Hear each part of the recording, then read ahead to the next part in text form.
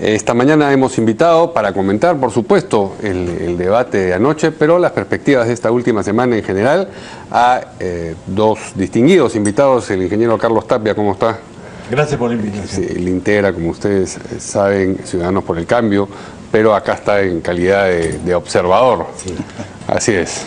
Y de otro lado, también un periodista distinguido, César Campos. ¿Cómo estás, César? Qué gusto, Mario. ¿Cómo estás? Hace tiempo que no venías por acá. Claro. Bueno, doy por descontado que los dos han visto el debate de anoche, y lo primero que les quiero preguntar es si ustedes creen que ha habido un cambio sustancial, si uno lo compara con el debate de una semana atrás, y si eso puede, si es que en efecto ha habido un cambio, impactar la intención de voto respecto de lo que revelaban ese saber vedado que son ahora las encuestas. Ingeniero. Bueno, creo que sí ha habido un cambio, en el sentido que las estrategias no se han mantenido iguales a la de la primera vuelta en el debate. Sí. ¿No? ¿Qué sucede? Que la estrategia de Keiko ha sido sostener, defender la diferencia que las encuestas dicen a su favor, ¿no es cierto? Y en cambio la estrategia de PPK sí ha cambiado. La estrategia de PPK ha sido el de mostrarse un poco más a la ofensiva y sabiendo que el núcleo duro de apoyo de Keiko son los sectores D y E. Y en cambio el núcleo que le favorece principalmente en el doble que Keiko es el sector A y B. ¿Y él habló para, digamos, ABC o habló para D? Habló para D, pues por eso. A mí me llamó mucho la atención cuando digo, bueno, vamos a hacer una revolución social, y sentí un escalofrío en la columna vertebral, ¿no es cierto? Porque dije, algo, Carlos, estás equivocado toda tu vida, algo ha sucedido. Es otro debate. Sí. Ha sucedido una cosa que nunca te has dado cuenta, ¿no es cierto? Sí. Entonces, ciertamente su objetivo es por lo menos resquebrajar ese apoyo mayoritario que tiene Keiko en los sectores D y E.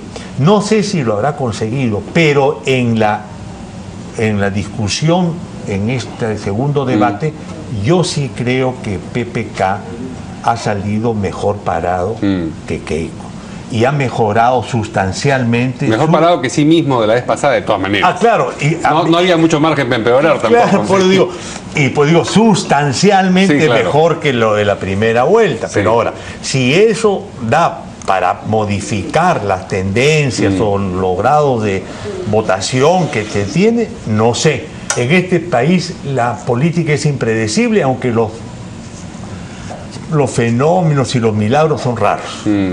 Ahora, aparte de los argumentos, también hay algo que tiene que ver con la puesta en escena, la presencia de alguien, ¿no?, con la que cada uno de los dos polemistas se coloca en su podio y enfoca la cámara y se dirige al público. ¿Eso también ha cambiado de la vez pasada para acá? No he visto mayor alteración, salvo, como bien dice Carlos, la actitud más ofensiva de Pedro Pablo Kuczynski. Pero es que hablamos de dos planos, ¿no? Los analistas solemos hacer más bien una lectura fina de los contenidos del debate, cuando más bien lo que prevalece al ojo del público, y faltando una semana más que todo de las elecciones, efectivamente la puesta en escena es mucho más importante. La estrategia, como bien ha dicho Carlos, creo que ha quedado bastante clara. Primero, asumiendo que Pedro Pablo Kuczynski ha cambiado un lenguaje, incorporado ya unas dosis de izquierda con el tema de la revolución social, con el tema de fijarse más en el público de IE, y en segundo lugar también en esta polarización que le está pidiendo cierto sector anti-Keiko, que es democracia-dictadura. No estaba muy claro, digamos, antiguamente en su lenguaje, yo no se lo percibía. Ahora sí, ya es clarísimo, ¿no? Sí.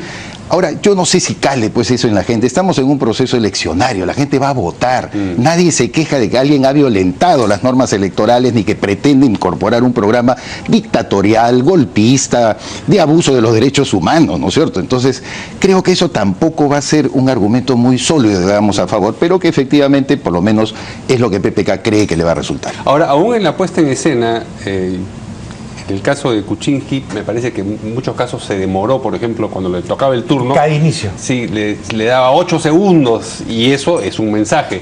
También la voz a veces era un poco trémula. Y si cuando leía y se metía a pronunciar palabras en las que se le trababa la lengua como estratagema, en una de esas tuvo problemas. Y todo eso son mensajes, me imagino, al electorado. En ese plano, Keiko estuvo mucho más directa, mucho más, digamos, mencionando, rápida. perdóname, un montón de pueblos del interior del país que ella había visitado con nombre propio y apellido. Eso sí, más o menos cala en ese sector que recoge. Y en segundo lugar, cuando empieza su salud en quechua y en aymara. Sí. También hay que tomarlo en cuenta, y cierra también su intervención en idioma quechua, o lengua Así quechua. es, en Causachum, sí. Lengua quechua. Sí. Ahí está. Pero yo, a diferencia de César, creo que lo más logrado, sobre la base del reconocimiento de estas estrategias de cambio, en el caso de Keiko, lo más logrado no ha sido el de hablar en quechua un mensaje o en aymara, ¿no? Sino otras cosas, como por ejemplo, aprovechando los errores de PPK, Sí. ¿no? Que es lo que en jiu-jitsu se llama utilizar la fuerza del adversario, ¿no?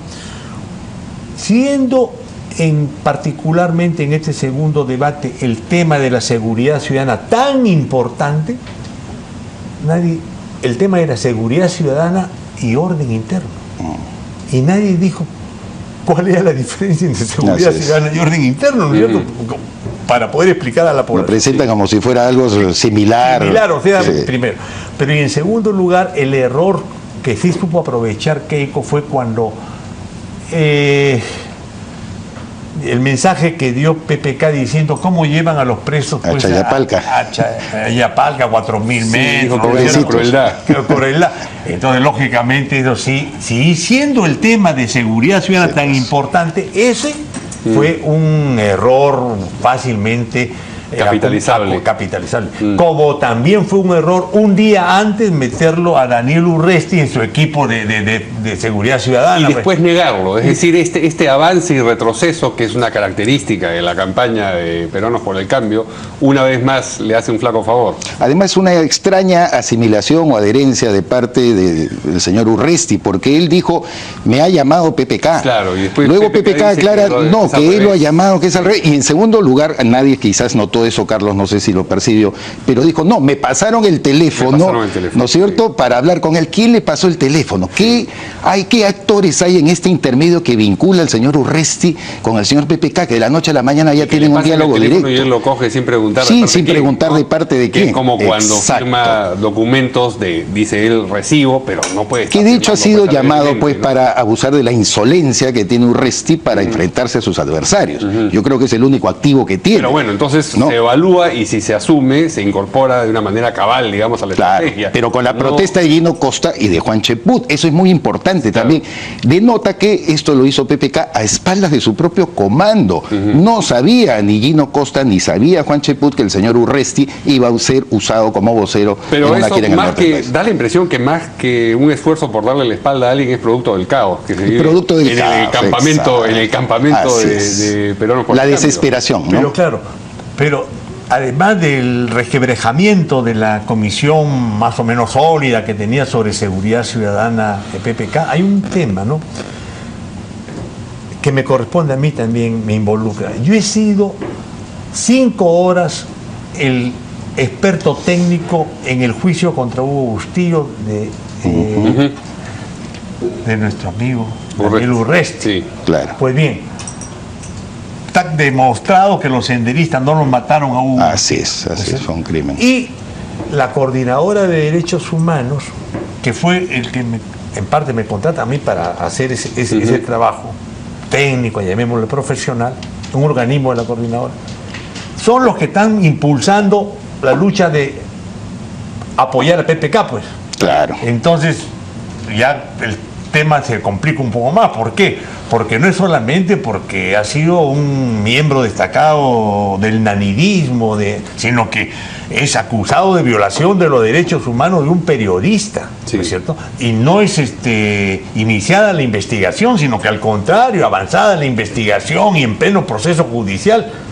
Entonces, eso también demuestra el desorden interno. Y fue la razón, perdóname para agregar una cosa muy pequeña, Sí. por qué los colectivos de derechos humanos le dieron la espalda a Susana Villarán, de quien eran cercanas. Susana ha sido un emblema, un estandarte en la lucha general, pues. de los derechos humanos, Pero y de cuando repente va ella con se alía con Urresti sí, y le claro. dan la espalda. Sí. La lógica ordenaría, como dice Carlos, que en este momento, a pro de todas las coordinadoras, pues también le den la espalda Claro. al señor Kuczynski, O por lo menos si tener ven a un poco de Urresti, complejo de culpa. o un complejo de culpa si ven a Claro. Urresti metido ahí, ¿no es cierto? Lo mínimo que uno podría esperar. Ahora, el punto del debate en el que mayor ventaja, me parece, obtuvo Kuczynski fue el de corrupción. Ujú. Eso estaba visto, es decir, tenía que ganar ese round.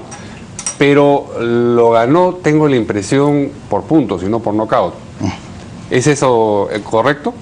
Bueno, yo creo que sí. Él ha insistido en algo que creo que esta semana también se va a poner a prueba, si es Sí. que realmente es efectivo, que es el tema de los audios truchos que el señor Klimper Claro. ha llevado a un canal de televisión. él Eso es dice un que asunto él grave. puso el audio y que no el trucho, ¿no? Y, Esta y esto falta- va a traer sí. como consecuencia que se recuerde durante la presente semana, y lo harán, me imagino, algunos medios de comunicación, cómo fue que en la época de Fujimori se compraba la prensa, se dominaba, se influía, y eso hace mal. Yo creo que el control de daños de Fuerza Popular ha sido muy pobre.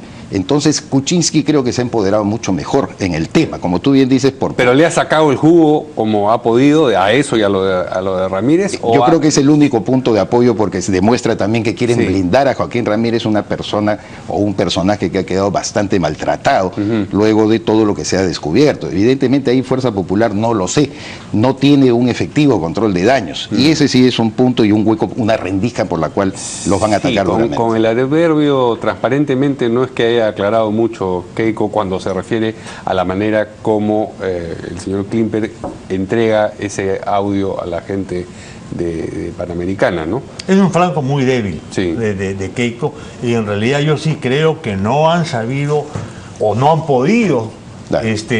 dar respuesta contundente como se quiere. Pero lo que planteo es que no sé si ese Así tema es. que nos preocupa a todos nosotros, a los Influirá, ¿no? analistas, Cale políticos, en una parte en importante del electorado. Guaguapuquio, en Cajabamba, ese va a ser un elemento principal para decir el apoyo de los sectores más bajos del país que tiene Keiko, ya se van a pasar al Así otro es. lado. Pero en Guaguapuco ya están jugadas las cartas. Es Claro. difícil que por algo que ocurre en estos últimos 5 Alfredo días... Torres decía que en Lima, ¿no es cierto? Sí. Y en el centro es que se puede jugar todavía ese nivel Claro. de indecisión. Pero claro, el tema de el 90%, además las encuestas lo dicen, de los que votan por Keiko están ya por no cambiar Así es, su voto. sí, Igual en el 95%, caso 91, sí. de PPK, ¿no? Pero en el caso de Keiko, estos temas no son de la importancia que se tiene acá en los lugares y pueblos, centros poblados menores, donde están los sectores D y E del interior del país, pues. Ese es el tema, Sí. ¿no? O sea, no creo que tenga repercusión, pero sí hay que reconocer que el Keiko no ha sabido o no ha podido tener una defensa coherente sobre estos casos, y que yo sí creo que no lo ha utilizado lo suficientemente bien PPK. O sea, para todavía le puede sacarle, sacar millaje en la semana claro, que queda. Sí, claro. Ahora, otro momento en el que me parece que no respondió bien o satisfactoriamente Keiko es cuando le mencionan, dentro del tema, no sé si fue corrupción o narcotráfico específicamente, la droga que se encontró en el almacén de la De empresa de la que es socio también Kenji, ¿no? Y ahí dice, bueno, el narcotráfico, ¿a quién no lo ha tocado, digamos? O a qué servicio logístico. Claro, ¿no? Yo no sé, yo no lo Bien tomé resignada tan... la respuesta. Es que en realidad le ha ocurrido hasta a nuestro amigo Osvaldo Sandoval, o sea, Sí. a muchos que administran de verdad almacenes en las aduanas, y que efectivamente es un riesgo que uno tiene como propietario, Sí. que es muy distinto al que tiene en la combinación y sobre todo la coalición que hay a veces de operadores, trabajadores con miembros de la policía o agentes de aduanas. Esas cosas ocurren.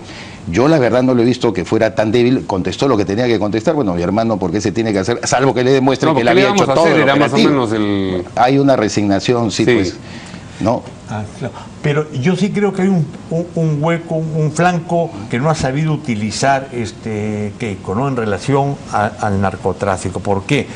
Porque la tesis de PPK, creo que impulsada por Gino Costa, es que narcotráfico, corrupción y inseguridad ciudadana son un solo paquete, ¿no es cierto? Así es. Entonces habría que ver cómo se combate el narcotráfico, pues. Y yo no he escuchado de PPK ni de Keiko cómo se combate al narcotráfico. Sí. ¿No? Más aún, este gobierno ha erradicado 30.000 hectáreas de hoja de coca por año, ¿ya? Y seguimos siendo el primer productor de cocaína del mundo, ¿no es cierto? Y en la época de Toledo, cuando PPK fue presidente del Consejo de Ministros, se erradicaban 8.000 hectáreas. Al año. Al año. Y no se compraron los aparatos, Los escáneres. los escáneres que permiten impedir que los insumos entraran a las zonas cocaleras, ¿no? Entonces, esa era una contrarrespuesta más o menos fuerte para decirle, miren, está bien, pues no, pero... Hubiera podido debilitar a Claro, PPK, pues, ¿no? Sí, o sea, el problema es que el narcotráfico, primero que no es de ahora, ¿no es cierto? Sí. No es de siempre, desde hace 30, 40 años. Y el problema es que nadie sabe cómo combatirlo. Y hay algunos gobiernos que han sido más concesivos que otros en su combate. Eso es. Donde le toca un nervio a Kuczynski sí es en lo del Baguazo y Mecha Arauz. Había cuenta sobre todo de que el dictamen en minoría de una de las comisiones, la que presidía Guido Lombardi, pero el dictamen que firma él le encuentra responsabilidad política y es ahora, digamos, ya congresista elegido, compañero de bancada de Mecha Arauz. Ahí se lo nota incómodo a Kuczynski. Lo peor de todo que la elección es el 5 de junio, en el Sí, bueno, ya, aniversario eso del ahí Baguazo, es, entonces... sí. Siempre se prevé, o hemos previsto de que esto iba a ser algo muy duro para Mecha Arauz. Yo, la verdad, que la conozco, he estado trabajando con ella muchas veces, no la creo pues responsable tampoco ni siquiera política, pero en fin, cada uno es dueño de lo que dice y piedra y palabras sueltas no tienen vuelta. Así es. Entonces, lo que se le condena a Mecha son las expresiones del momento, lo que tuvo, el calor que le puso por la aprobación y lamentablemente es un pasivo. Porque en política es así, todo es un juego de percepciones. Y la percepción es que tiene alguna responsabilidad, y si lo dice y lo ha suscrito Guido Lombardi, un compañero ahora de ruta, suena más contradictorio todavía, ¿no? ¿Qué dice el ingeniero Tapia sobre eso? Bueno, sí, coincido. Yo soy muy amigo de la gente que está de acuerdo en que la lucha en Bagua fue terriblemente costosa, no solamente para el mundo indígena, sino para la democracia, ¿no es cierto? Ya. Entonces, pasarlo de Bagua por agua caliente y decir, bueno, tibia, sí. no, pues no se puede. No solamente por los muertos de los indígenas, jamás en toda la guerra contra Sendero Luminoso pudo matar a 23 policías. Y de repente se produce lo de Bagua y 23 policías fueron muertos. Sí. Y ¿quiénes eran los responsables? Ya no hay responsables, etcétera. No, la cosa no es tan sencilla, ¿no?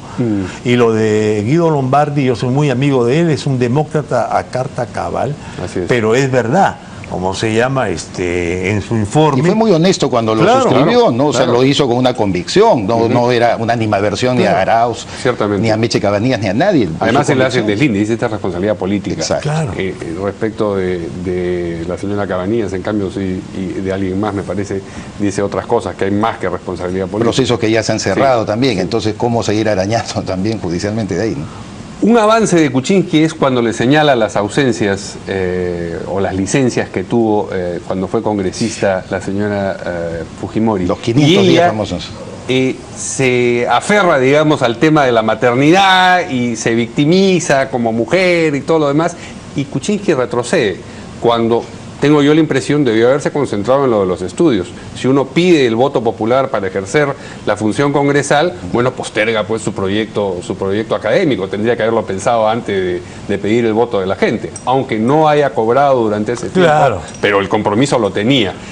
Kuczynski retrocede, ¿no les parece a ustedes en Es un que momento por en que guiarse de una pauta, ¿no? Te das cuenta que a veces él bajaba la cabeza. Por ejemplo, cuando Keiko habla del modelo San Martín, ahora que hablamos del narcotráfico, el desarrollo alternativo, dijo yo adoptaré. Bueno, el señor César Villanueva está apoyando pues a Pedro Pablo Kuczynski. Yo le hubiera dicho, muy bien, señora Keiko, que usted esté apoyando algo que va a ser una persona que va a trabajar cercanamente a mí, porque ha venido a darme su respaldo como nuevo congresista, César Villanueva.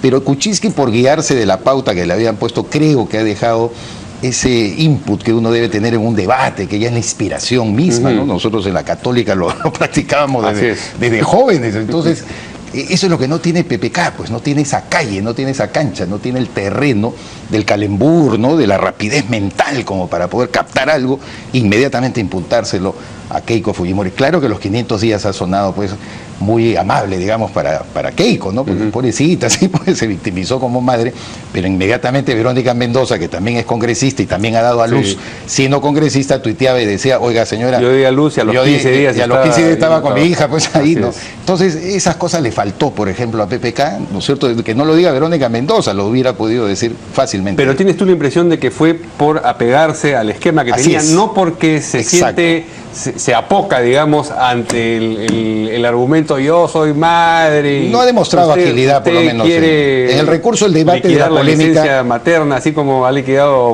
pretende liquidar la CTS. Pudo haber dicho una cosa, además son 500 días, de verdad que suena bastante. Pudo haberse colgado. 500 sesiones. 500 sesiones, perdón, tienes razón. 500 sesiones que no ha estado, entonces, en verdad es bastante y ha podido quizás sacarle un filo más, sobre todo para medir experiencias. Oiga, yo tengo mayor experiencia como Estado, como gestor de Estado que la que tiene usted, en la única oportunidad que le dieron con un cargo electivo y oficial, como fue la de congresista. Ese también fue un punto que desarrolló Kuczynski, la experiencia como hombre que maneja la cosa pública y además la experiencia de trabajo en general respecto de lo que ha hecho la señora Fujimori, que ha sido congresista y líder partidario. Claro,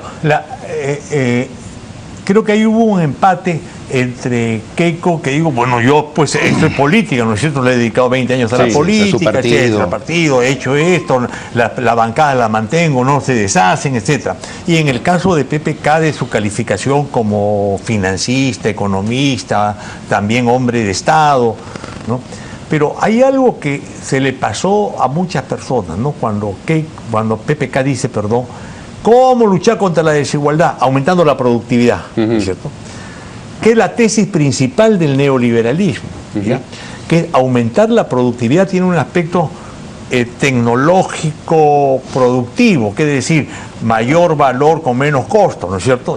Es eficiencia, pero también tiene un aspecto político-social, es que el rubro, el margen en el que se emplea para retribuir el valor del trabajo cada vez disminuye más y por lo tanto la tasa de ganancia sube más. Entonces, si la tasa de ganancia sube más, ¿cómo es que la desigualdad va a desaparecer? Escuché decir eso a Carlos, pero yo tengo una discrepancia porque sí creo que la productividad, en una cadena productiva, algo conozco del tema de comercio exterior, he estado vinculado justamente con Mecha Arauz en ese terreno.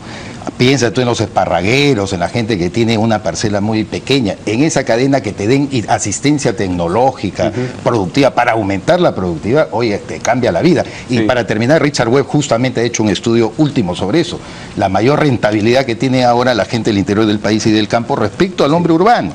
¿No es cierto? Tiene una herramienta mucho mejor. Yo lo entendí de esa forma, por lo menos la propuesta lo mencionó de también como una manera de dejar que la gente se dedique a la tala ilegal y dejar que la gente se dedique a la minería ilegal. Decía, si crece la economía y las posibilidades de trabajar... Carlos, se fija en la tasa de ganancia, que es otra cosa, el margen de ganancia que pueden tener. Perdón, es que yo me refiero al tema de la desigualdad. Entonces, en el tema de la desigualdad tiene que ver con la brecha que existe entre los propietarios del capital y los que ofrecen la fuerza de trabajo. Yo no digo que la productividad le permite a los que tienen la fuerza de trabajo mejorar sus remuneraciones. Estamos al borde de la teoría de la plusvalía acá. No solamente, pero sí un poquito. No, pero es técnico productivo y político social, porque lo político social es que los que aumentan la productividad, que son los empresarios, no lo hacen porque son unos hinchas de la productividad, los hacen porque ganan más, pues, ¿no es cierto? Pero ganan más aumentando la diferencia con lo de los trabajadores. Claro, a eso voy. Otra cosa es lo de la pobreza, estamos hablando de la desigualdad. ¿Ya? Ahora, no estuvo demasiado bien ninguno de los dos en el debate. Los mejores fueron Federico Salazar y Mávila Huerta, creo, ¿no? Más exacto, sí. Así es. No, o sea, no es que ha marcado una diferencia señaladísima para uno de los dos candidatos, por lo menos el segundo debate. Yo creo que el problema que debemos analizar ahora, ya faltando exactamente una semana que vamos a conocer quién ganó las elecciones, es qué van a hacer con los compromisos que han adquirido, ¿no? Los empoderamientos. Carlos Meléndez ha tenido un gran artículo, creo yo, este fin de semana en El Comercio, en que habla de ambos sancochados. Hay un sancochado AB y un sancochado de E, por el nivel de compromiso que cada uno asume. ¿Y qué hay del empoderamiento que podrían tener estos, por ejemplo, sectores ilegales, los de la tala o los mineros informales, para poder poner su agenda antes de que Keiko Fujimori, aún con 73 congresistas, se la pueda poner a ellos, por ejemplo, o los extorsionadores de construcción civil, donde ella también ha tenido un pacto extraño con un individuo que está muy cuestionado? Es decir, toda esa parte de las consecuencias que puede tener los compromisos adquiridos es preocupante. Eso es lo que hay que mirar y que van a decir a partir del lunes próximo, aquí en este canal o en cualquier otro. Eso es lo que a mí realmente me preocupa. Yo tengo una apreciación, y se la comenté a César antes, que el sistema electoral peruano, el sistema democrático de baja intensidad que tenemos, está estabilizando una cosa. Los electores no creen de las promesas que hacen los candidatos. No creen. Dice, esto va a prometer tal cosa, pero no lo va a hacer, ¿no es cierto? Pero yo le voy a cobrar cuando él no lo haga, ¿no es cierto? Eso sucedió con Ollanta. El balón, 12 soles, agua, oro, agua. La línea de bandera nacional. Y después, ¿cómo se llama? La línea de bandera. Es la venganza de los electores que, no creyendo que lo van a cumplir, y decir, después cuando tú no cumplas, los empodera, pues.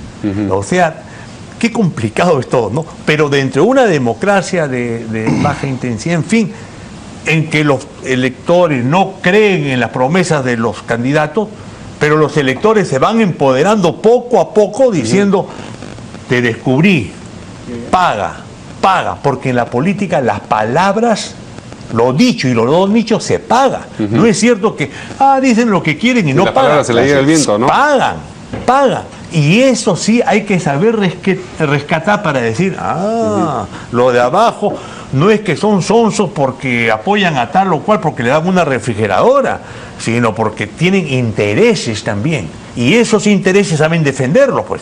No es que votan por tal o cual porque están en la altura y el oxígeno no llegó a ellos. Tienen intereses, son votos conscientes. Ahora, si he colegido bien a partir de lo que hemos conversado fuera de cámaras, ninguno de ustedes se deja llevar por la reflexión de que esta es una disminución fuerte, quiero decir, la segunda vuelta, y que se tiene que votar o por un candidato o por el otro. No necesariamente, a mí me parece una las otras reverenda opciones tontería abiertas. eso que están enarbolando el voto culposo, inocularnos culpa a los que queremos optar de repente por el voto blanco o viciado, que es tan ciudadano, tan digno y de rechazo a opciones con las cuales un ciudadano no está de acuerdo, como el voto a favor del señor Kuczynski o el voto a favor de la señora Keiko Fujimori. A usted lo están bulleando, me han dicho, dentro de la izquierda. por quieren votar de la izquierda. Y peor, fíjate, yo no voy a tener temor, como se llama, por las cosas de conciencia que yo tengo. Milito en la izquierda de 54 años, ¿no es cierto? Ya. Entonces a mí nadie me va a dar clases de ética de defensa de la lucha de la izquierda. El problema es el siguiente, que cuando yo digo voto en blanco en los correos, lo que pasa es que eso favorece a Keiko, a Fujimori, por lo tanto es un voto escondido. Y cuando estaba PPK adelante, yo también decía voto en blanco, entonces estaba votando por PPK. No, lo que sucede es que el derecho que tenemos de votar en blanco, porque no queremos votar por el mal menor, tapándose la nariz porque la gente se ahoga, eso, dicen, quiere votar por Keiko. Y en el caso de la izquierda es mucho más grave, porque si la izquierda en la primera vuelta, apoyando a Verónica, se dijo, vamos a hacer una oposición radical, votando por PPK, gana PPK, ¿y qué cosa oposición radical vas a hacer diciendo yo voté por eso? Y Gregorio Santos en Cajamarca va a decir, ya ve, yo tuve la razón. O sea, la situación es delicada y no se resuelve diciendo, porque votas en blanco, quieres apoyar a que... Nadie de la izquierda va a votar por el fujimorismo, pero que voten por PPK y que hagan campaña por PPK, eso es un grave error político y es indigno, ¿cómo se llama?, que se crea que eso es la posición correcta de la izquierda. Muy bien, han sido muy claros en su mensaje. Les Y agradezco estamos de mucho. acuerdo además en esa Así parte es, final. eso es lo que noté antes de que entráramos a la... Los que votaron por Fujimori 90, como nuestro querido amigo Pedro Franque, por ejemplo, ¿no? Un compañero nuestro, del que le De tengo la mucho universidad, respeto, sí. pero hace poco hizo un recuento de sus votos, dijo, yo voté por Fujimori el año 90, pues hazte responsable de todo el fujimorismo de 10 años, Claro. porque votaste en contra de Mario Vargas Llosa. Yo, en lo particular, teniendo una postura también contraria a Vargas Llosa, no lo hice. Muy bien. Puedo sentirme tranquilo por eso. Votaron por Fujimori la izquierda, pero hizo acuerdo con Fujimori. 5 congresistas de la Sí. izquierda fueron Eso es verdad ministros también. Eso es ahí verdad. con Fujimori. Vamos a recapitular eso y también el voto por Humala en otro momento, pero les agradezco mucho su presencia aquí. Gracias, Mario. A Carlos Tapia, César Campos, y nos vemos mañana aquí en Voto 2016.